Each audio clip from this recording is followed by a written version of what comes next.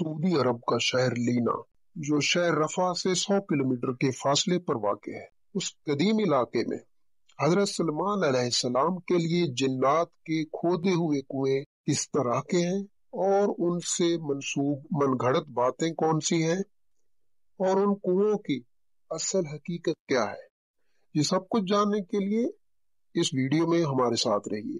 अस्सलाम वालेकुम दोस्तों, एडीवाइस यूट्यूब चैनल आप सबको खुश आमदीद कहता है। आज की वीडियो में हम बात करेंगे हजरत सलमान अलैहिस्सलाम के लिए जिन्नात के खोदे हुए कुएं।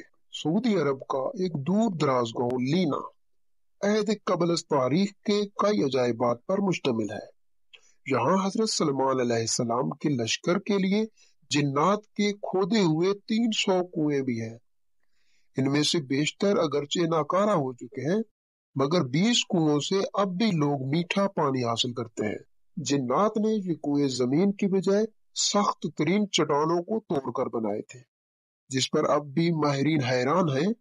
इन अजायबात को देखने के लिए दूर दराज से सयाह इस इलाके का रुख करते हैं। सऊदी अरब का ये तारीखी शहर मुमलिकत के शुमाली शहर रफा से 100 किलोमीटर के फासले पर वाक़ है।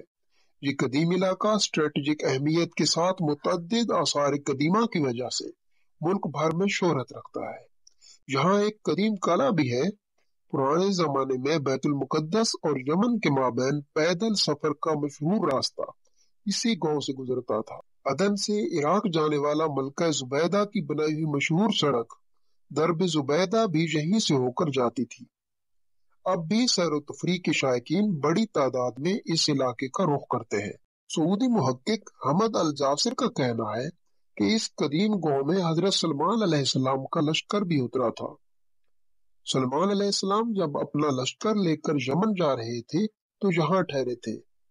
इस बेआबुगया इलाके में लश्कर को पानी की जरूरत आई तो हजरत सलमान अलैहिस्सलाम ने जिन्नात को हुक्म दिया कि वो हंगामी तौर पर कुएं खोदे।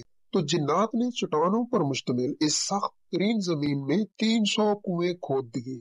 ये इंतहाई गहरे कुएं अब भी असली हालत पर मौजूद हैं, जिन्हें जमीन पर अब भी अपना वजूद रखने वाला मुआजिजा करार दिया जाता है।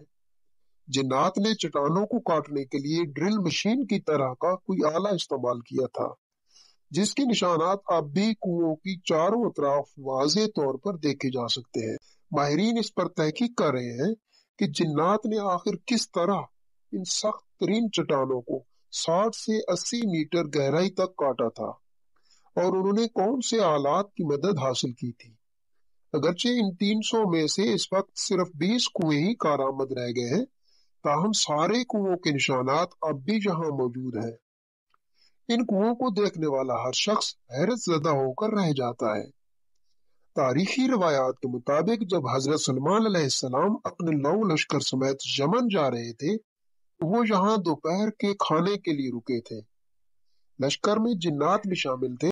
जब लोग प्यासे हुए तो हजरत सलमान अलैहिस्सलाम ने जिन्नात के कमांडर सबतर की तरफ देखा तो वो हंस रहा था।